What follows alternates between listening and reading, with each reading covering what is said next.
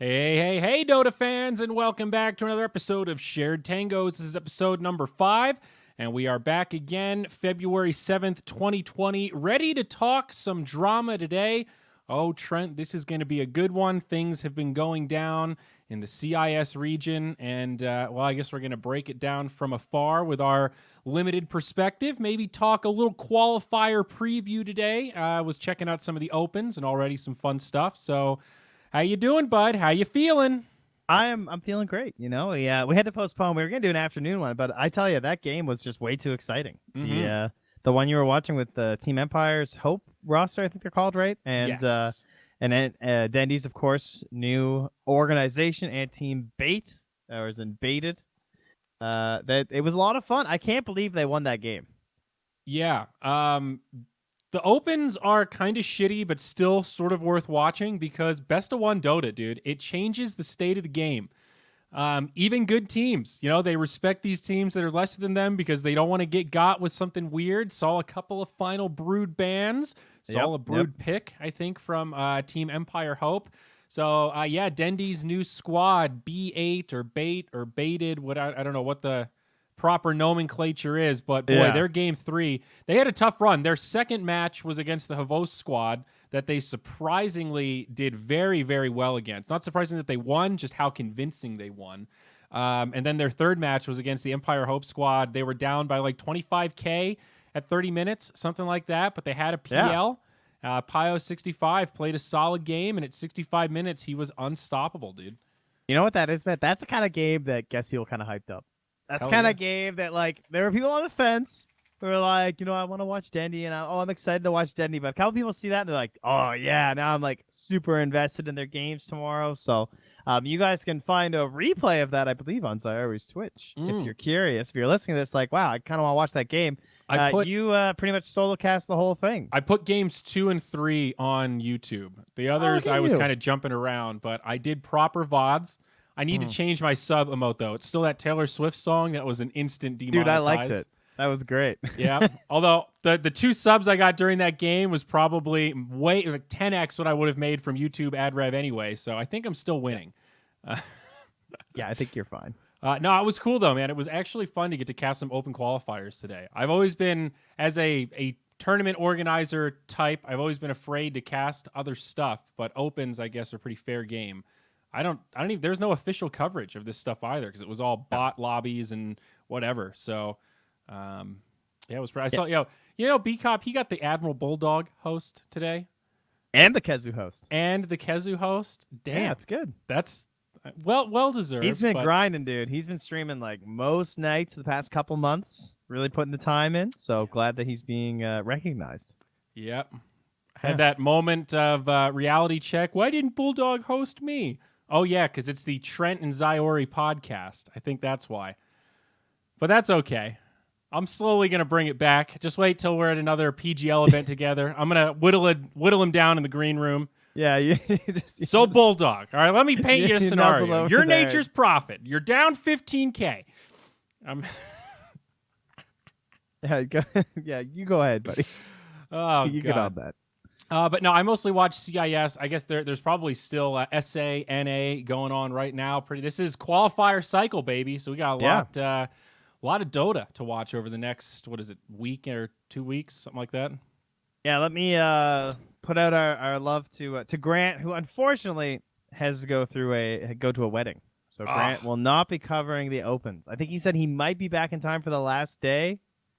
So condolences to the NA fans and to me because I love watching Grant do those. Yeah, seriously, it's a loss for everyone. When do the qualifiers actually end? The opens are 2 days and then they go right into the closed. Okay, yeah, you're right. So if I'm not mistaken, they end on the Wednesday. Yeah, like was that the 12th or the 13th? Yeah, I think it's the 12th. Okay. Yeah, it's the 12th.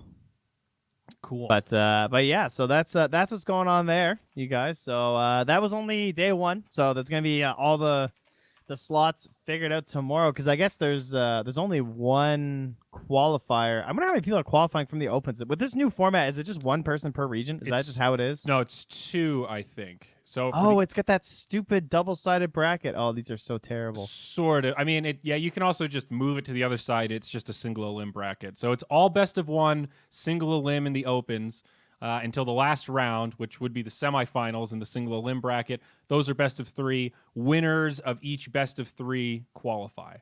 Right. So, but depending on bracket luck, the 2 best teams might not make it through. That's kind of messed up for Europe.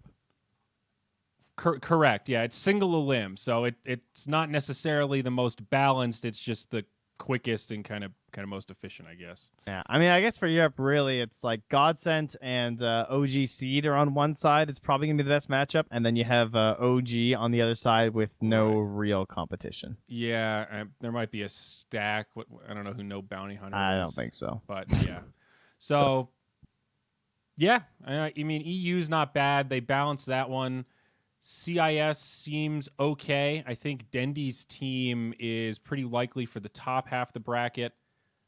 And down bottom, we got Windstrike. So, yeah, I mean, it seems fairly balanced. You know how the open brackets go, man. It's a bit of an art. It's something. Yeah. I don't know. I could see Dendy having some trouble versus Team Unique. We'll see. I know they've been kind of grinding away quietly. It's like a no fear stack. That'll probably be the final, I would guess. With Kodos, who used to be on Empire for a while. He's their mid, so we'll see. Pedushara, he's pretty good too. One of those Belarusians. Used to be on JFSH 178 or whatever it was called. JFSHFH 178. There we go. That was the roster. So came fourth to the summit, you know. Ah. Yeah. So look out for Team Unique. That's my heads up for tomorrow, guys. Okay. Yeah. Gotcha.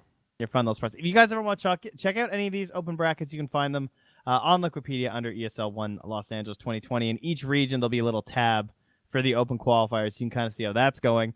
One region that we often don't discuss very much when it comes to qualifiers is China. And, of course, there are big issues with China. Please do tell.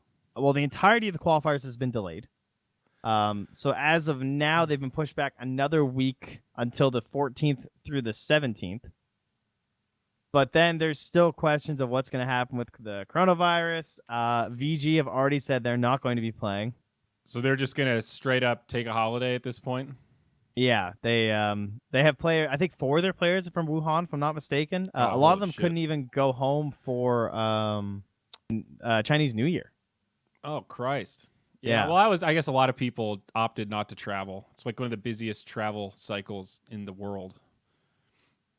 Yeah, and then we have LGD and CDEC. I don't know if you saw that news today, but Ame has been sent down to the CDEC or traded or whatever else you want to say by these 2 teams clearly owned by each other to just trade Ame for Ajit, but you know, theoretically they're not, according to them. Was there drama surrounding this one? Aside from just the optics of how kind of strange it is? It's mostly just like, wow, holy shit. I can't believe he's gone. Like Ame, dude. It's Ame. Yeah. That's pretty crazy. So what, does that give you more faith in this CDC lineup now? I mean, it's an okay roster. Who's their 5? I just see Chinese characters. Let's see. Who is this? I don't have it open right now, actually. I was looking at it earlier, though. Oh, Victoria. Their 5 is... Victoria. Oh, is that Victoria? Yeah. No, okay. Well, there you go. A legend of the CDEC program. Avenger, Youth, and then the main squad. Which is just a baby squad.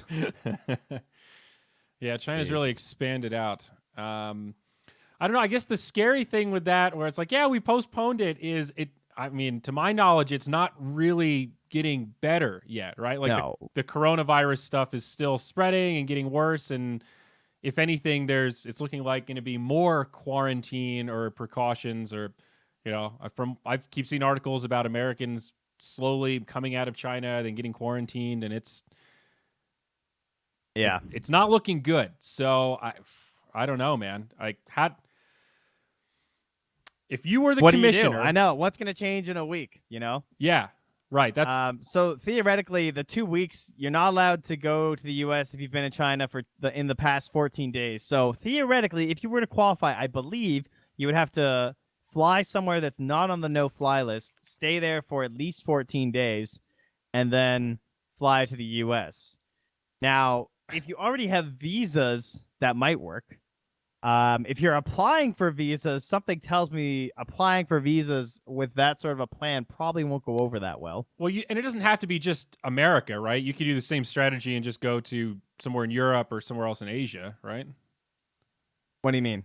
Or what are you talking about? I thought you meant players. Yeah, well, the players have to, like, they can't be in China, like, for 2 weeks before they come to the U.S., right? Yeah. Oh, I see. You mean for the actual LAN itself? Yeah. Okay. So I thought you were talking about qualifiers. Yeah, no. I mean, if you were to win this little qualifier that we Right, have, okay. then there's still a whole other battle of actually getting there. So you would have to go to a place that's not on the no-fly list, and then stay there for at least 2 weeks, which means you'd be boot camping somewhere else, and then make your way to the States. And I don't even know if that would work, because they still might just turn you away. Yeah. I see what you're saying. Okay, if you've qualified to the LAN, that in theory could work, but then you have to ask yourself, is it worth it? But then again, your commissioner Trent, if there are just no Chinese teams at this major, what do you do to try to fix that? Because doesn't that kind of screw up the balance of the regions from a global perspective with DPC? That's never happened before, where there's a global circumstance that prevents one specific region from not being able to participate in a key event. I have no idea. I can't even think of a suggestion. How do you fix let that? them play? I don't know. Do you play them somewhere nearby and they just play remotely? I mean, theoretically, we never actually play on LAN, right? Like, we were playing, like, you're all in the same spot, but you're still all connecting to the closest server. Right, like, technically, we are not playing on LAN. Yes, that is correct. Yes. So, theoretically, let's say it's in LA. Well, theoretically, they could go to West Coast Mexico or whatever, and they could play from there in the tournament. Now, mind you, there would have to be an admin there. So, I don't know if ESL, anyone's looking for a vacay. Fly on down and go hang out. You're definitely getting creative here. These are the kind of options you would need. I mean, the problem with that, too, is if they don't place well, then it's like, well, the teams were all at a handicap because they were playing with ping compared to the other teams and all this kind of stuff. But, and then, yeah, plus there's 2 slots, right? So, oh, God. you could play from British Columbia, dude. Send them up to Canada. Oh, man. I mean, that's honestly one of the better options, but we still have a lot of our flights blocked. They're starting to ease it up with the incubation time and everything, as everyone's kind of pointing out. But, yeah. And I'm looking at the list of just current DPC rank, and I guess no one's technically a lock, right? Like, Vici and IG could both afford to sit out this major and still very likely go to TI through DPC. VG's going to TI for sure. They definitely have enough points, right? They have 5,100. So Vici kind of doesn't have to worry about it, and we already talked about them. IG, they're currently 5th with 3,000 DPC points. Man, they have a lot of points. I mean, honestly, they're probably fine too. Yeah, it's a little scary, but I mean, they'll definitely, worst case scenario, they're going to make it to minors and stuff. So they should have no problem making it to the future majors. It's the teams both like Aster. They have 300. They're in 10th right now. Certainly a spot for contention. Royal Never Give Up, 132. They're in 18th, but a run at a minor or a major could definitely do something for them. Well, the other fact really is, like, what's to say that in 3 months the situation's even going to be much different come the next major? Fuck, dude. I mean, that's the kind of stuff we can't pretend. It's a global catastrophe. We can't pretend to plan around 3 months, but. Yeah, you're right. It is worth mentioning that this might not be resolved for a good period of time. Yeah. Then it comes down to I think it would be kind of cool if we somehow had more teams at the LAN, and if they did something there. I don't know. Like you would invite additional teams and do a 2-day knockout stage or something to try and make up for like China if they're good enough. Like bring an extra team from a couple regions. I have no idea. It's the thing that's so hard to emulate, though. Like, what makes the majors so exciting to watch is they really are the only big international events where it's all cross region. You know, you have the best of the best, and you're seeing China versus SA, Europe versus NA, and all these different combinations. So you can't emulate that without doing that.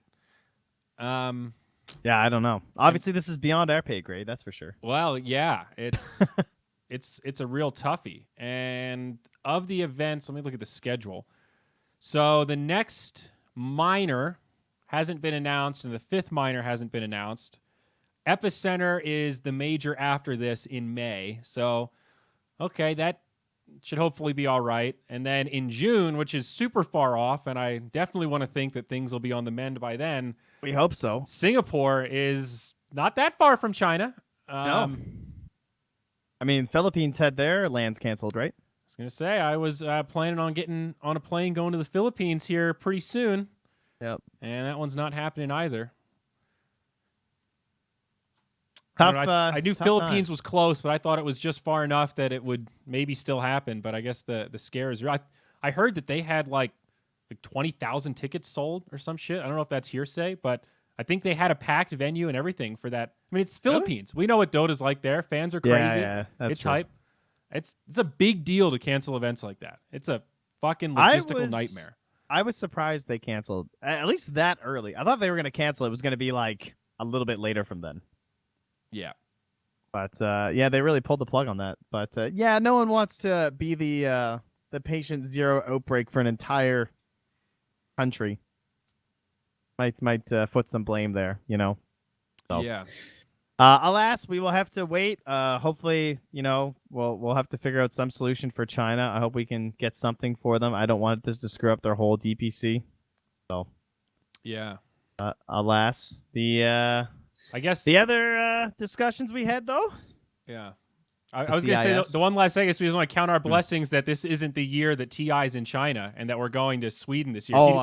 Can you imagine if this was last year? What we'd be talking about right now? It would be full on panic mode. They would be changing it. I think you'd have to. I mean, that's so in some ways it always could be worse, I guess. A silver lining. But yeah, onward. 2 big topics we wanted to tackle. Slots and CIS player drama. Those were the big 2, if I'm not mistaken. Yeah, I forgot about slots. Anything else that's come up? So all right, well, let's go over the CIS thing because this started as a like, okay, this is a little minor drama to I guess it expanded a little bit to like, oh my god, Virtus Pro, what are you doing? So now feel free to correct me in chat if I get any of these details wrong. This is my my remembrance and the notes I had written down over the past week over everything that has gone on. So Virtus Pro has new management, some sort of a new owner, from what I understand.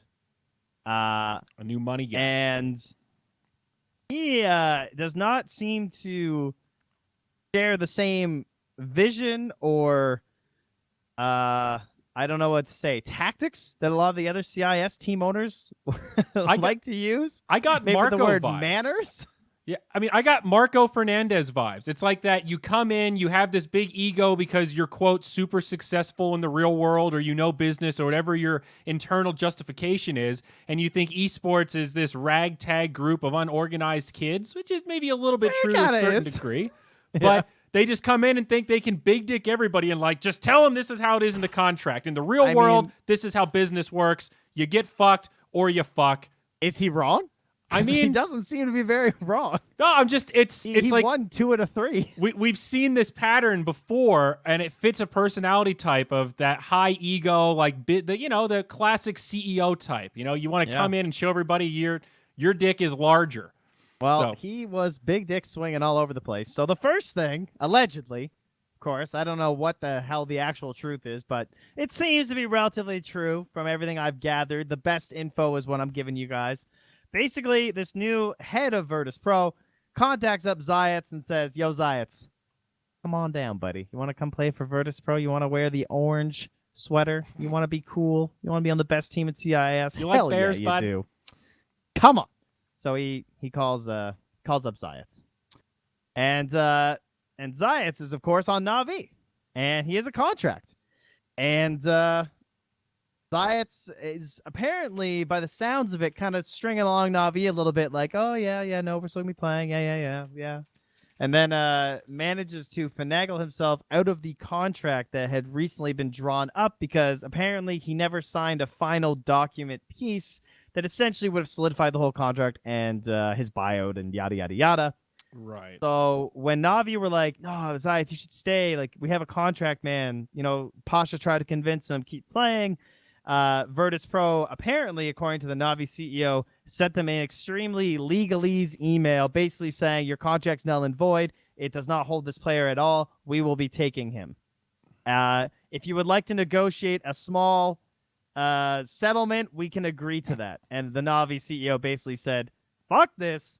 You guys are assholes. I don't want your stupid money. Whatever. I'm going public with this to show that you guys are being dicks." Yes. So he didn't take any money for Zayats. They basically just lose him for nothing. So, number one, Zayats is probably one of the most promising upcomers in the past 2 or 3 years in CIS that weren't there before. Like no one, I guess, was 3 years ago, maybe 2.5. But over the past year and a half, Zayats has looked extremely good.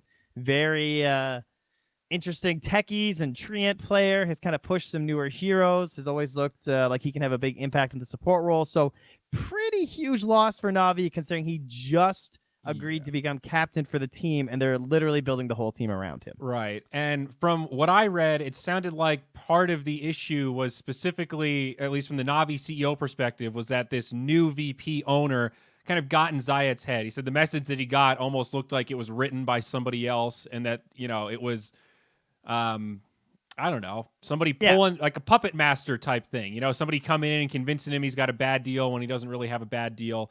And and he sidestepped the Navi manager as well. He went directly to the player, which is went right past him, talked to him, whereas of course, we say you're not supposed to do that. As he described it, I don't mind the idea of feeling out a player to see if they're open for a trade, but if they discuss that they're open or they're considering it, then that's where the communication should end, and then you should talk to their ownership. Yeah. Now, it's kind of fair. As part of this, one of the pieces that came out was information of what some of the players have been valued at. And was it the Navi CEO that said, I'm reading it right here, Rogers' buyout was the biggest sum for a single player in CIS at $150,000. That is pretty interesting. It's not that often we get to see these figures, and it just gives you a little perspective on, what a tier 1 Dota team costs to operate. That's much one lower. player, dude. Yeah, much lower than the Chinese buyouts, right? Or the, of course, rumored NA buyouts like Sumail and everything. For sure. Yeah, I mean it's CIS. Everything scales. It's certainly still somewhat regional when you're talking about global economy stuff here. They also mentioned that Ramsey's buyout fee was $100,000. That one struck me as really low. Yeah, so I kind of stumbled to make sure I wasn't misreading that. Yeah, it must have been an old contract or something. I would steal. Guess. Yeah. But, okay, so that's the end of Zayats. Zayats going to Virtus Pro. Navi, not happy.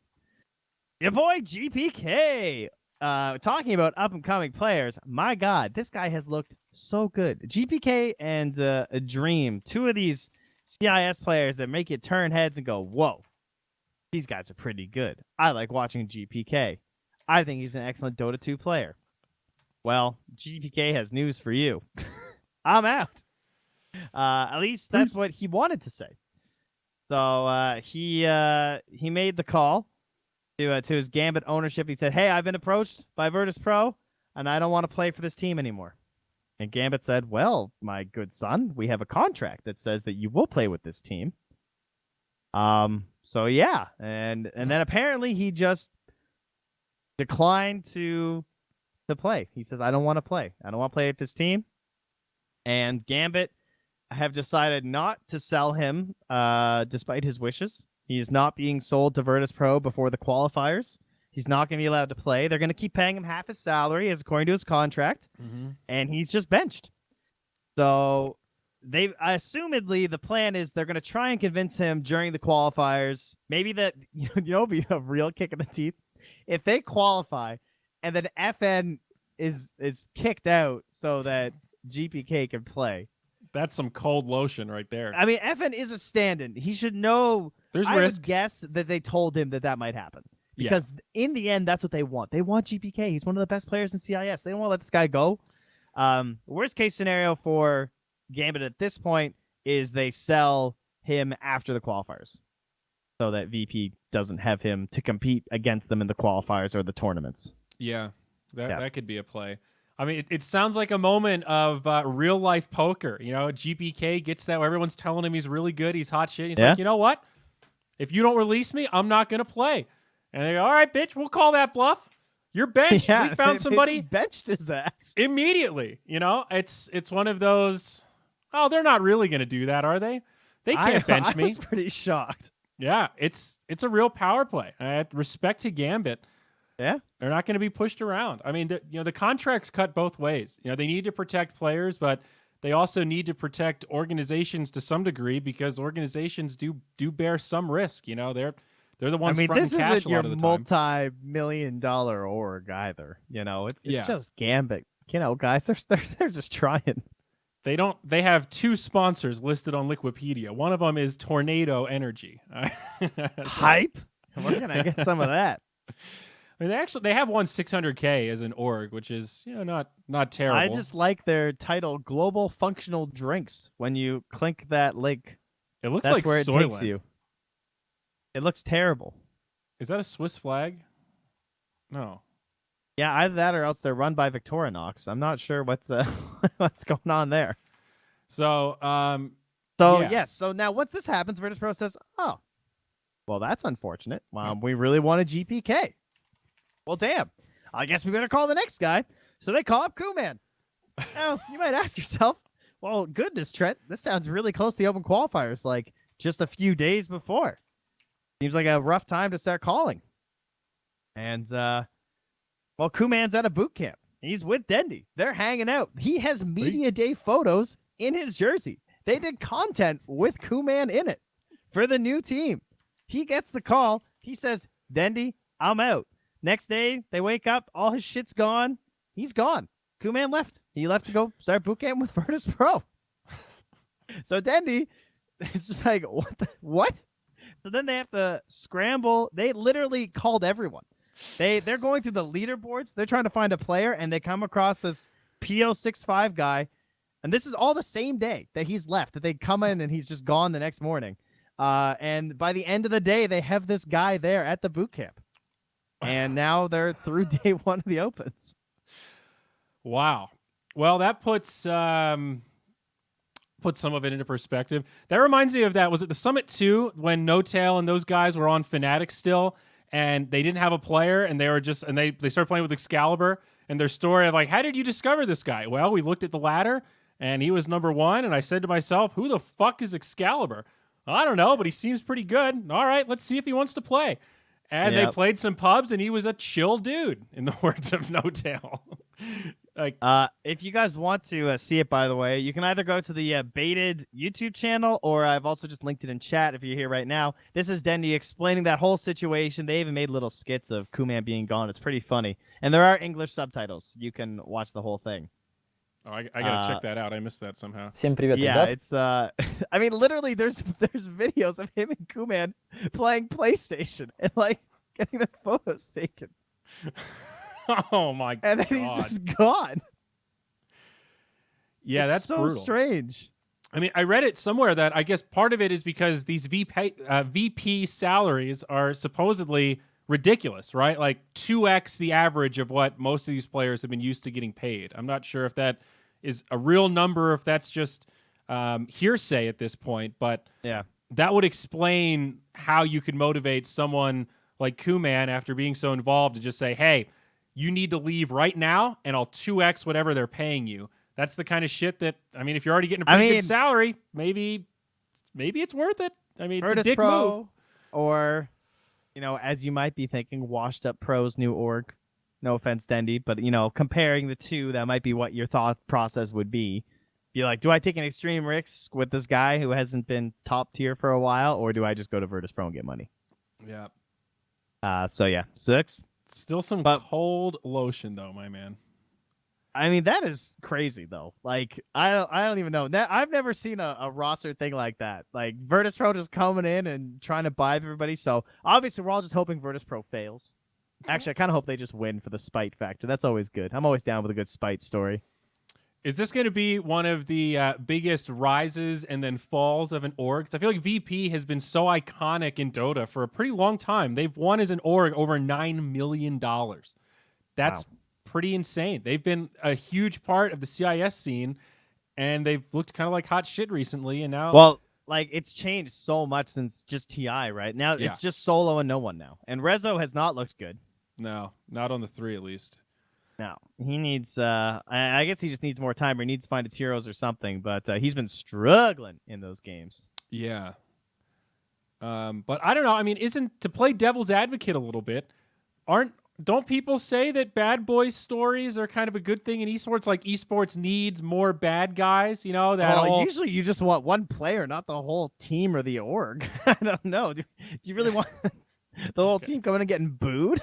That's fair. There's a difference between Envy being kind of like an outspoken, you either love him or hate him type character, and an entire org just being like, yeah, them some assholes, dog. Like, are these going to come in wearing the Monstars jerseys or something? Because that would be fucking hype.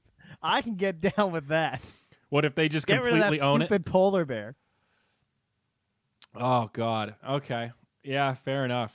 Well, I don't know. It seems like a very like short-term strategy. Like, what's the new owner of VP hoping? That he's going to get the perfect team, they're going to be unstoppable, and then just dominate at TI? I mean, if they don't make it work this season, then now no one's going to want to work with this brand, this guy, some of these players. Who gives a shit? I mean, serious. What does it matter? If you have money, like, the orgs don't have any power, and that's what the VP guy is playing on. Yeah, okay. I mean, he was right. Navi didn't have any power. He just took Zayats. GPK, or like Gambit had power, sure, but he still asked. I mean, he didn't lose out. It's not like he missed out on something he would have had anyway. He basically just got a teammate kicked off his best competitor, or one of his better competitors at least. It's like, oh, sick. Okay, he's not playing. Well, I mean, that's the second best thing to him being on my team. All right. Yeah, VP's got that fat Mr. Cat money, dude. They can just sit back and collect. They got the Paramatch money, dude. They got real cash. Explain to me how they have a Paramatch and Mr. Cat sponsor next to each other. They're both aren't they both betting? Yeah, but they don't. I mean, no one in China's betting on Paramatch, and no one in Russia's betting on Mr. Cat. You know, that might be true, but still, every betting sponsor I've ever talked to, the first thing they say is, "Yeah, we want to be exclusive. We don't want anyone else's bullshit." Well, hold on. Mr. Cat is not a betting site. Mr. Cat is a community site that you might see links to Mr. Cat's betting sometimes on the community site that hosts articles and helpful things about Dota. But Mr. Cat is not a betting site. I can't stress that enough. Yeah, you're right. They've made that very clear, Zyori. No, I'll never forget after we did that tournament that was all based around betting, and after that they bought MrCatInvitational.com and then tried to tell me that they wanted to do a DPC event sponsored by their community website. It was 2 pages. It was, we did this tournament, then we did this tournament, and that's it. They sent me the logo for Mr. Cat Invitational, and it was just the Mr. Cat logo. It was one of the funniest, just like, no, this will work. I don't think Valve will care. And I remember just saying, well, good luck with that. And then a week later, they said, do you know anybody at Virtus Pro? And then that was the last time I heard from him. So, and that was like 3 years ago. Fucking Mr. Cat. Now everybody I know at Mr. Cat quit. I'd love to get in touch with Mr. Cat again, but they have escaped into the elusive seas of Chinese gambling. I love Mr. Cat. Big fan here, Mr. Cat. Solo sponsorship, I'll take it. Yeah, hell yeah. Okay. What else going on these qualifiers, guys? I've seen a lot of talk about major slots. Oh boy. Oh no. Europe? Why? You only have 3 slots. Well, who's even playing in Europe these days? I mean, you got Secret and OG and Liquid and Enigma and Alliance and NIP and yeah, I guess those are some pretty good teams. Yeah. So should we go over the slot list? Let's do the allocation. Let's discuss. Yes. So Europe upset with their 3 slots. China probably pretty fucking happy with Wait, they have 3 slots? Yeah, I China thought they has only had 3. 2. No, Oh, well, it's goddamn. 3 Europe, 3 China, 3 Wow. Southeast Asia, 2 CIS, 2 America, 2 North America, 2 South America, right? Okay, and then they have the double roster, or they have double slots at the minor for NA and CIS. Okay. So that means out of those teams, wow, that's actually brutal. So there's 3 slots for the major and then only 1 slot from the minor from Europe. Correct. So that means that out of Secret, Alliance, Liquid, Nigma, and OG, one of those teams will not participate in this entire DPC cycle. That's a problem. After these weeks of qualifiers, they're just done. And I mean, that doesn't even mention, NIP, who's also playing in Europe right now. Yeah, I know. I'm not even trying to throw shade on them. They're just like, I can't even go that far down the list. Oh, I know. Yeah, that's Yeah. so. But I mean, if they gave 4 slots to Europe, wouldn't there have been a riot? I mean, isn't that kind of the point where the qualifiers almost aren't competitive anymore? I don't think so. I think 4 slots. I think it should be appropriate to how much talent's in the region. I'm down with 4 slots Europe. Do you think there's a limit on that though? Yeah, it should be 4. You think 4 is the highest you would ever go? Probably, but like, what was the end of Dream League? Didn't they have like? I'm pretty sure top 6 was 3 Europe teams at Dream League. So that's kind of stupid, right? Yeah, NIP's just there for training. Jesus, that is a savage comment.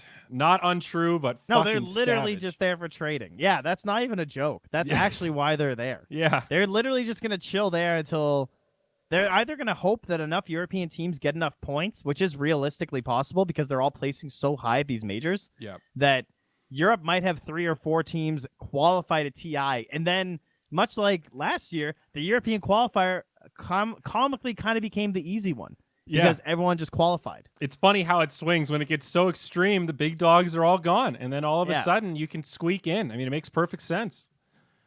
So yeah, top 4 was 2 Europe, and then you had then Liquid. So yeah, it was top 6 was half European. So then you give just 3 slots to the next major. Seems kind of shit. Then you have the minor team that came 9th, 12th. At least they didn't come like bottom out either. I don't know. Let me see. I'm down with 4 slots Europe. That's what I would say. I mean, I think fundamentally this just comes down to are we balancing truly getting the highest oh, well, we already know we're not. Quote MMR teams, or are we trying to equalize the best teams but still have as close to a fair spread within the regions as I think Valve would really like to have it just be even for every region. But unfortunately, the math doesn't work that way, and sometimes that is just really fucked. So you have to calibrate it a little bit, but I think that's the template that we really want to stay within. I think these events are a little bit more about representation. I just think that's what it comes down. That's why I think we won't see 4 slots, because it's just, that you might be right from an objective standpoint, but I think representation is still completely possible with 4 slots Europe. So who do you take from if you were to do 4? I mean, personally, I don't think South America should get 2 slots.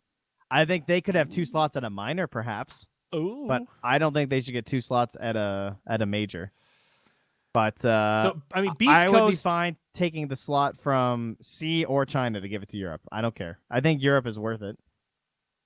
So let me look at South America real quick, because I think Beast Coast at this point has proven they're like a true tier 1.5 team. They're not a fluke anymore. They've been performing well.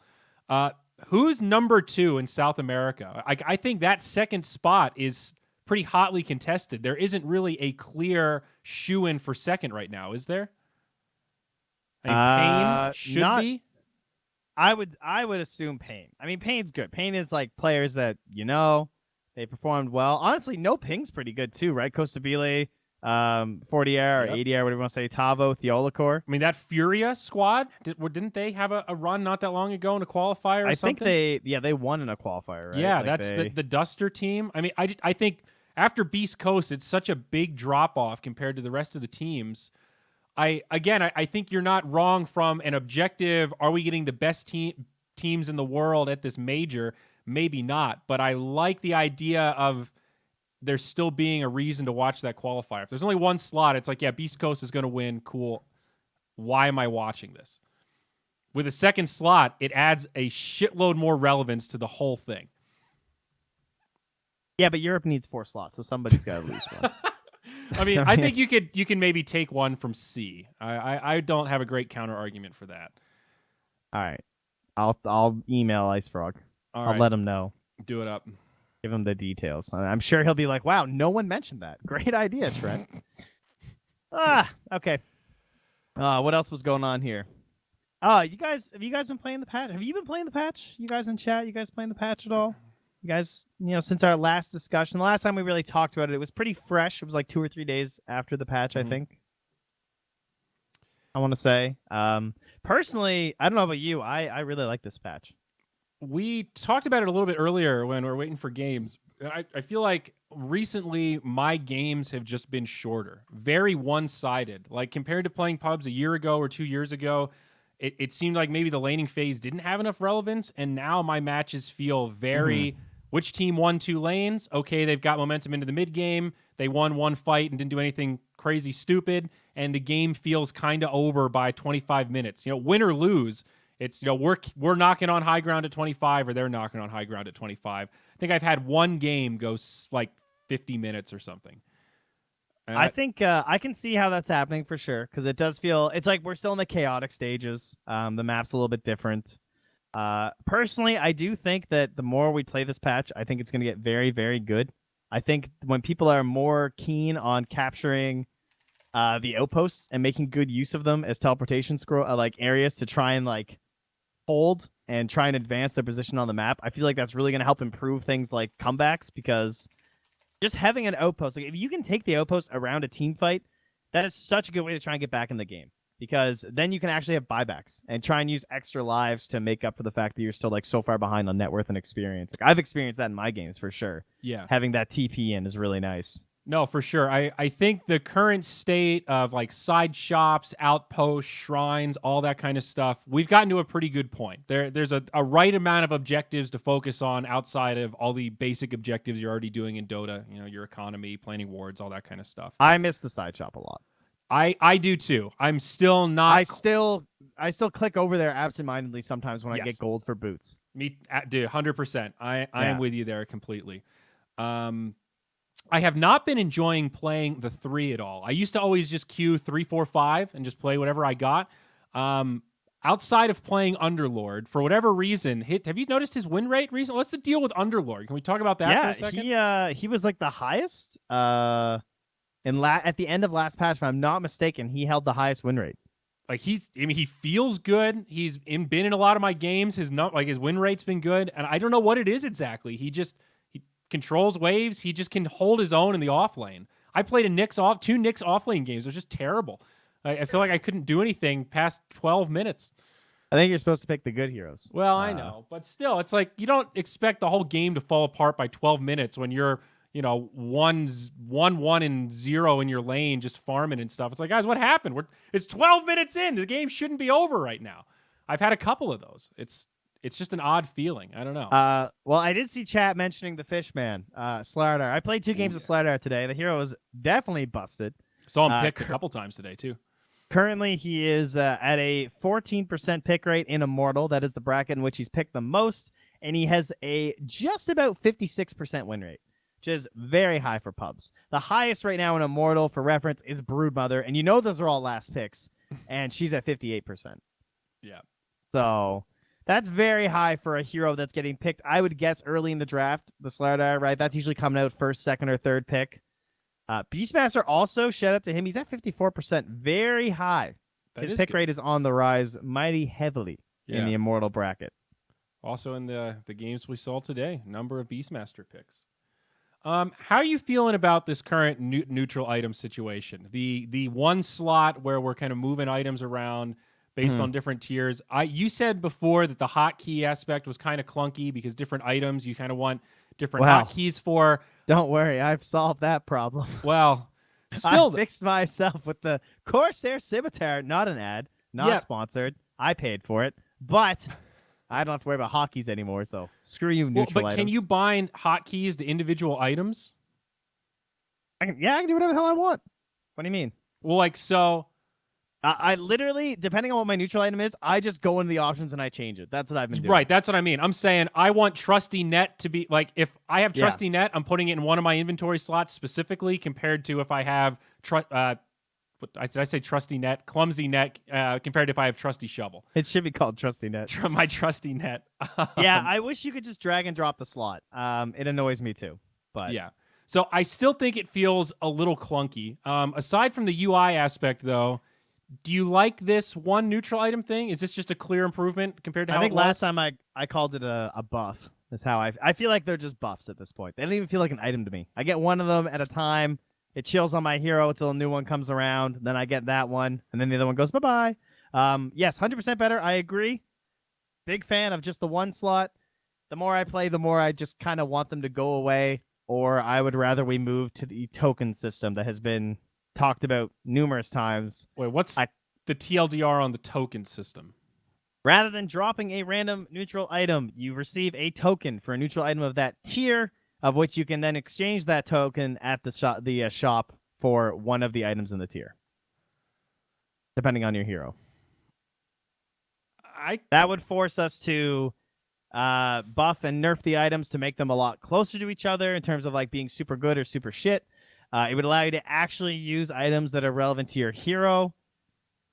I mean, I would rather, like, now that we're down to one, I think the token thing is a lot better than, like, if you can have 5 slots of neutral items, I could see the token thing being a little broken on certain heroes. So, but hear me out. Like, I don't know what the word for this is, but we keep taking steps down this spectrum, and every step we keep saying, you know, I like the way this feels, and I feel like every step is closer to they're just regular items or they don't exist. To which I would rather they just don't exist. Right, to which I can't help but think if all the changes that go down that road feel good, it's just like, you know, maybe these things are just shit. If we just have tokens and you're trading in tokens for items, what is gold? Gold is just a shitload of tokens you're trading in for items. It's just a different... but that's from the other store. That's what I mean. It's fucking stupid. You just have 2 currencies and 2 stores for what purpose? Just make a goddamn store. We're not adding meaningful mechanics to the game at that point. Well, but that's already what's happening. We essentially have a currency system. It's just killing neutrals. Yeah, I'm with you. I think the inevitable solution is remove it. It's a failed experiment. Cool experiment, but if every step that we take is just it watered down a little more, if you keep pouring water into your beer, eventually you're just going to get water, and you're like, yeah, I should have been drinking water the whole fucking time. Okay, I like it. You know, well, maybe I'm like cynical. That, like, everything else about the patch, I love. I really, it's just those damn neutral items. Yeah, I would be happy if they vanished tomorrow. I'm fine to keep playing with them. I don't hate them, but they're not my favorite. I did get a trusty shovel and first dug a bounty rune yesterday, and I'm not going to lie, it completely turned around my mentality. I was not feeling hot, and I did that, and immediately that frown was turned upside down. So, and if you want to be able to experience that in Twitch chat, you can always, of course, subscribe to Trent Packs for the shovel emote. That's pretty dank. Yeah, it's pretty good. Thanks, Sheepstick. Yeah. I dug up a neutral creep and got an item from it. I didn't know you could do that. That made me laugh. So I used my trusty shovel at 25-minute mark, and I got a paladin sword. That is actually or whatever timing it was for that item. It was pretty good. Yeah, that's funny though. Yeah, and the long game I cast today with bait, it went like 65 minutes, so we saw at least a couple of tier 5 items, and I was like getting really hype about it, and it didn't really seem to change anything at all. To me, some of the mystique, the hype of the tier 5 now is gone since they've been leveled out. You know, before they were super broken and it made sense. Now you kind of look at them and go, yeah, I mean, it's like you said, it's a buff. I'm starting to like that analogy a lot. It's a 60-minute buff. Yeah. I get rid of it. I grab another one. Yeah. I had some other notes written down here for things I want to discuss today, guys. What do you got? I had long-form content. And a shout out to my boy, Dota 2 Bowie. Bowie. I never know how to say it. I assume it's Bowie, like It's David Bowie. Bowie. It's Bowie. But he posted a guide he's been making with a high MMR South American player, if I'm not mistaken. You can find it on his YouTube. He also posted it to Reddit. But I mean, it's an incredible piece of content, especially the Reddit post that. Let me see if I can find it. Is it kind of like "Welcome to Dota, you suck" sort of thing? No, it is a very in-depth guide on playing the mid lane for Shadow Fiend, if I'm not mistaken. So it basically discusses like every matchup for the hero in the mid lane. And it talks about how you should play the matchup, what you need to do to try and... It's basically like a beginner's guide for mid, but also at the same time, a lot of useful things for like... I would say anyone 4.5K and below would get a lot of value out of it. Okay. Maybe even 5K players, depending on how much they play mid and stuff. Like, I don't play mid, so I learned a lot of things. Sort just of like reading it. the, master Shadow Fiend through learning the mid role sort of thing. So it's all through the guise of Shadow Fiend, but a lot of general tips.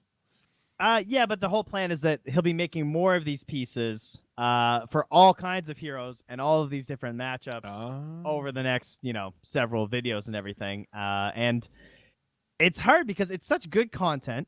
And it just doesn't get upvotes. It doesn't get discussion. Why does our subreddit not talk about Dota? When's the last time the subreddit actually talked about Dota? Like, am I crazy? Well, I mean, if you look at the other esports, a lot of the subreddits are kind of like that. Oh, I mean, that's the same with all sports, though, right? And I think ours is better. Like wasn't the Overwatch one notorious? No, PUBG was the one that was notorious. Like we started doing tournaments. Like, guys, don't you care about this money? No, highlights, big play. It's just that's what people come there for, and that's what they're used to consuming. I don't know, man.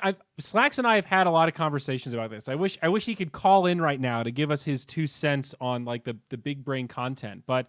I mean, through trial and error at MOONDUCK, we found that content that targets the lowest common denominator tends to do the best in terms of clicks, views, and actual time watched in terms of did they watch 5 seconds of the video or watch the entire video. If you look at all those metrics and try to make a chart of what was the one video we made, the Mott Purge one, about it's like the behind the life of the caster, and Mott's doing this whole thing, and the joke is that Mott actually is a cannibal and wants to eat Purge so that he's been shadowing him so that he can get close to him.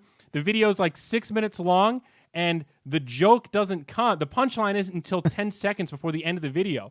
The last line of the video is, and then I'm going to fucking eat him. So if you don't get, and it has like 10K views still, and I remember Slack saying he thought it was one of the funniest content pieces that he's ever written in terms of the whole sketch. Like this sketch is really, really funny, but nobody fucking got it because halfway through the video, you're like, what is this weird, not funny mockumentary thing about Mott talking about learning how to cast? I don't give a fuck at all.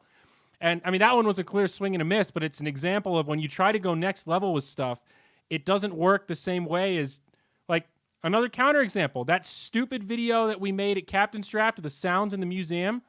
Oh, God, that video was good. That was like one of our most upvoted videos ever on Reddit, and I actually thought it would sink the event. I thought that video was so dumb and there were a couple scenes they wanted to put in that I said, that might be a little racist. Let's not do the hominids. Let's keep it to animals. That shit, I thought it was like a 0 out of 10, and people thought it was hysterical. So... It's complicated, man. I wish it was more linear, where you're rewarded for making really high quality. I bet that was meticulous shit. As you were describing it, my first thought was, who's paying? How does he make money? Well, yeah, exactly. I mean, that was my thought too. What's the payoff? Because I read this whole thing and I watched this whole video. It was like 20 minutes long, and it was really good, and I learned a lot. And then my first thought was, why? And that's sad. But the problem, I think, is that, number one, no one trusts anyone's opinion who's not a pro player. They do not, and even if you are a pro player, they still won't trust half the shit you say. They're still going to make fun of you because you're not a TI winner. You're not a major winner. It's actually kind of crazy, the standards that they have. Part of that is probably that players just don't ever want to really seek that improvement for the most part. They'd rather just post lol and make fun of someone and not do anything different in their Dota games. Part of it is that it's just the nature of every subreddit. Because the more I thought about this, the more I thought about, okay, well, what other sports subreddits do I go to? Right? If I want to compare to traditional sports, I go to hockey. Sometimes I go to NBA, MMA. They don't talk about who's running the trap this year in hockey. They don't talk about who's doing dumping. Sure, there's a couple stats that get posted about, like, time on ice and how the game's going, blah, blah, blah. But in the end, it's just clips and memes and lowest common denominator dribble stuff. I mean, I think. So where's the place for the other? Because, like, sports have, like, for example, The Athletic, I think, is one of these things that's come out in the past few years that it's fantastic sports content. It's extremely good. Yeah. But that's, like, the only example that I can find. I think this Pick Me 20 individual in chat is kind of going down the same thought process that I was. I think there's less of a market for people that give a shit about MMR. Like, we're seeing this trend in Dota that more people are watching instead of playing.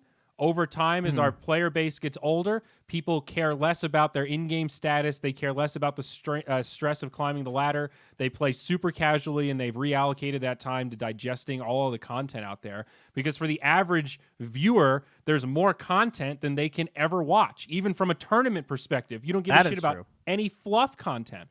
So it's our job to watch Dota, and we still can't watch every game of a tournament usually. Yes. Exactly. So how can someone be expected to do that when they, and that's why highlights are so popular too. Right. So I think that's just part of the trend of, like, I bet there's a similar trend if you were somehow able to curate all the data of these, like, Dota 2 coaching sites, the Pugnas or Game Leaps of the world. I bet their stuff has kind of plateaued or started shrinking because I just think there's less people that care. Like, yeah, I'm Legend. I don't justify my interest in Dota or place in the community by being Legend or Archon or Ancient. It doesn't matter. I'm not pro. I'm sub 4K, whether I'm 2, 3, 4. I'm just playing for fun with my buds, It's a real shame, though, because I feel for Bowie. I've chatted with him. He makes legitimately good, well-researched, high-quality shit, and it just doesn't pay. I think that poor man's hourly is pretty rough.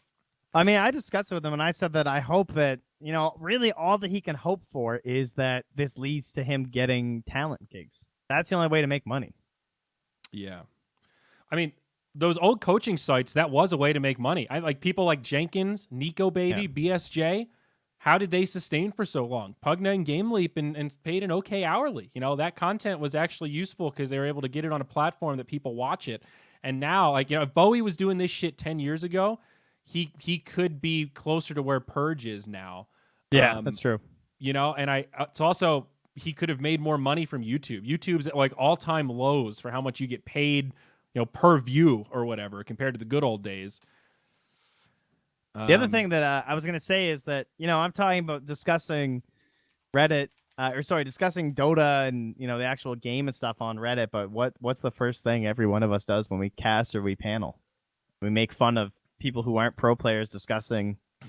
We make fun of ourselves trying to outthink pro players. We make fun of Reddit comments saying dumbass shit because we know it's dumbass stuff, but then it all just gets discouraged anyway. So any of this tactical discussion has just been permanently discouraged by me, by every other caster, by every pro player who's ever pressed a button on Twitter. They always rant and moan about it too. So we've essentially squelched all game discussion. The game threads sometimes have it, but it's never conversational. And to be fair, our main talking hub is Reddit, which is also by nature not conversational because you just get downvoted. Yeah. It's interesting. I mean, it's a different sort of content than what we're talking about, but the kind of fluff content and whatnot at tournaments. Like, as I watch traditional sports, like as I watched the Super Bowl, have you ever watched, like, the 2-hour pre-show before the Super Bowl? The amount of B-roll they have, the quick cuts. Endless. They show the faces on the panel for a grand total of maybe a minute and a half in a 30-minute segment.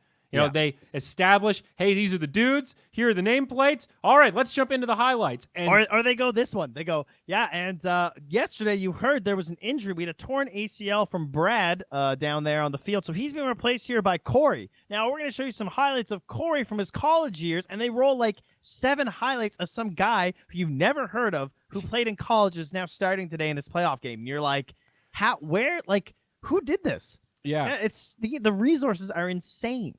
Yeah, it's kind of incredible how big the gap still is. And like that's me after watching the last DreamHack Major going, God damn, this felt like a real show. Like they had music and content and intros and like this is good. I'm entertained beyond just panel Dota. Then I saw the Super Bowl and was immediately like, God damn, we're still fucking amateurs. Like by definition. And it makes me wonder though, does content really pay? Like, I think in the case of Dream League, the answer is yes, because they've built that as part of their brand for, what is that? Was season 13? They've always been about the content and the red button and the yame. The sad panda. Even before Slacks, it's transcended many a different talent now, this brand that they've built. Yeah. But like, is it worth it for the one events that are coming up? And now I think Slacks is starting to work, less events. Do we have more people that can step up and fill this role of script writing coming up? I mean, it's really sketch comedy. The more I think about it. Yeah. It is. Of course. That's what these things are. It's SNL. You're hiring Slacks to write 15 SNL things that you can film and produce over a 12-day tournament. It's really fucking hard if you do 2 or 3 tournaments a year and you have to have 15 new ideas for every tournament that don't suck. That's not an easy thing to do. And it's also you just watch him slump into the green room and collapse on the couch and say, help. Yeah. I need an idea. It's you guys think it would be funny if I pushed Poppy out a window? I don't know what to do anymore. That's pretty much exactly what happens. Am I wrong? Kentucky Fried Fogged. One of the greatest content ideas ever. It's just Fogged saying, that's some finger licking hickin'. Yeah, no, it's tough though. And my question with that was a long-winded way to say, is it worth it? As much as we praise it and we've seen these events really nail the content side, it has a high cost that doesn't always go right. And, is it worth it if you don't get any of those clips on Reddit? If that's just part of the show, do any of them do anything for your brand? I do think post-event? that even if they don't get Reddited, content is very worth it for events. I think that it gives that feel, and it's going to create those people that saw that content. Even if they don't directly reference those good content pieces, they're going to speak more positively about the tournament because of that. I agree. I that think would be my thought. There's this weird intangible of you need to be memorable. And people aren't going to post necessarily on Reddit, oh my God, I love that PGL tournament. I'm going to remember it forever. But you're, by making your brand more memorable, you will stand out amongst the herd of the people that don't invest in that stuff. So I agree. I guess, generally speaking, it is worth it, but it's becoming a more difficult value proposition. And I did want to add that if you are interested in that sort of content, the better place for it is True Dota 2. I remember that when I first started, the first game that I played seriously on PC, I don't even want to say seriously, I just logged a lot of hours, I guess, was Team Fortress 2. And I remember I learned a ton by going to the True TF2 subreddit, because the main TF2 subreddit was just memes for the most part, much like the Dota 2 one is. Whereas True TF2, I learned all kinds of stuff. And you can go to the r/True Dota 2 to also learn all kinds of useful and interesting things about Dota. Highly recommend it. Even if you're not going to contribute, go in there, read some posts, upvote. And they're very open about, you say you're MMR, people are going to ask.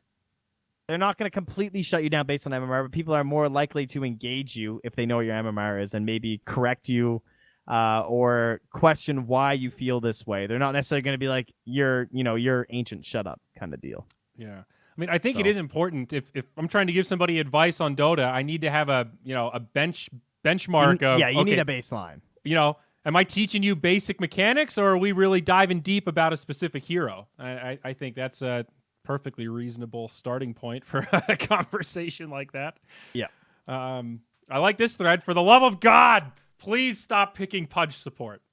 That turn was kind of interesting too. Actually, I laughed at that one. All right, 160 comments. All right, there you go. Yeah, I had a lot of discussion. People just talking about the whole idea of like, when's it good, when's it bad. But yeah, I think there was a thread the same day on the main subreddit as too. So the guy was double posting, really wanted to get his opinion in there. Well, there you go.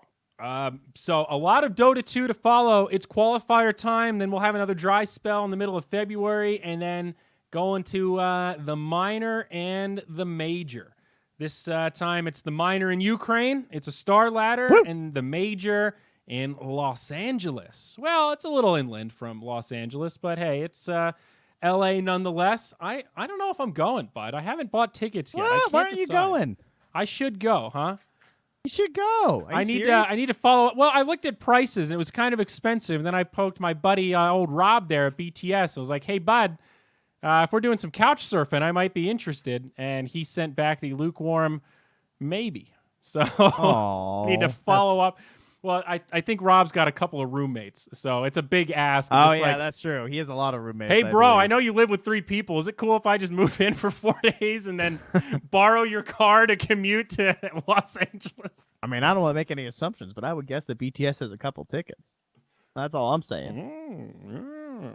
I have that arrogance thing going. I assume I can PM Kennegat at any point and be like, "Hey, bro, can you give me a ticket?" And he will say, "Oh, Zyori, my good friend, I'd love to give you a ticket." But that might be an illusion, and the reality might be coming in the near future here. We'll see.